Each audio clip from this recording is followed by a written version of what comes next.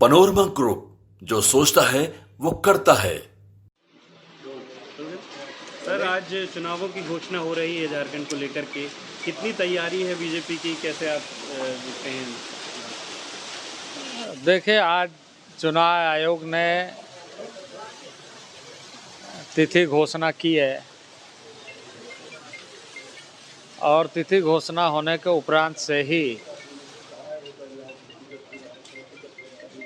वर्तमान सरकार की काउंटडाउन शुरू हो गई है।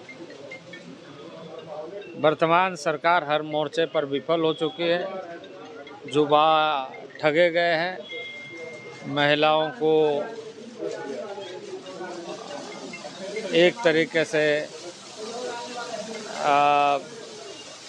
ये कहा जाए कि प्रलोभन चुनावी दृष्टि से दे करके खुद को फिर से सत्ता में आने का एक नापाक इरादे दिख रही है और राज्य में विकास कार्य बाधित है, आम नागरिक त्रस्त है, बलात्कार की घटनाओं में बेतहाशा वृद्धि, जमीन के कारोबार और जमीन के दलाली में सरकार के लोग भारी मात्रा में आम जनता के ज़मीनों को लूटने का काम कर रहे हैं, माफियागिरी चल रही है, कोयला की तस्करी हो रही है और ऐसे घुसपैठियों को संरक्षण दिया जा रहा है जिससे राज्य को और राज्य के नागरिकों को आने वाले दिनों में एक बड़ा संकट का सामना करना पड़ेगा।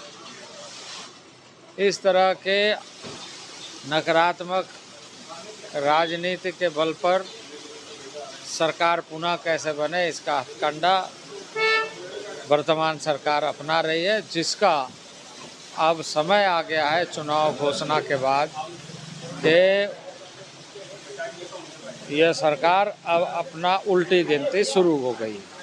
सर, मैया सम्मान योजना की राशि 1000 रुपये से 2500 रुपये कर दी गई है।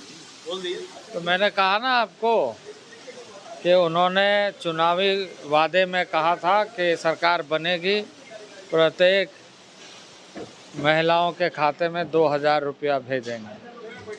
5 साल बीतने के बाद ये ध्यान में आया।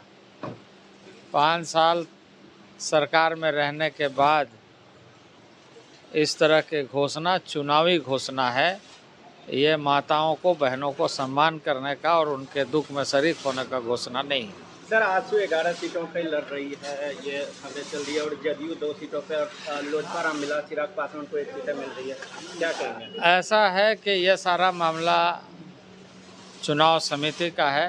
केंद्रीय चुनाव समिति इन सारे मुद्दों पर बातचीत करेगी और उसके बाद जब घोषणा होगा तब कहा जा सकेगा। सर, आज सीईसी की बैठक भी हम ये माने कि अब क्योंकि अनाउंस हो चुका है तो जल्द ही नाम भी सामने आ जाएंगे कैंडिडेट्स। अब ये तो जब चुनाव की घोषणा होगी तो स्वाभाविक ये प्रक्रिया है तो होगी ही।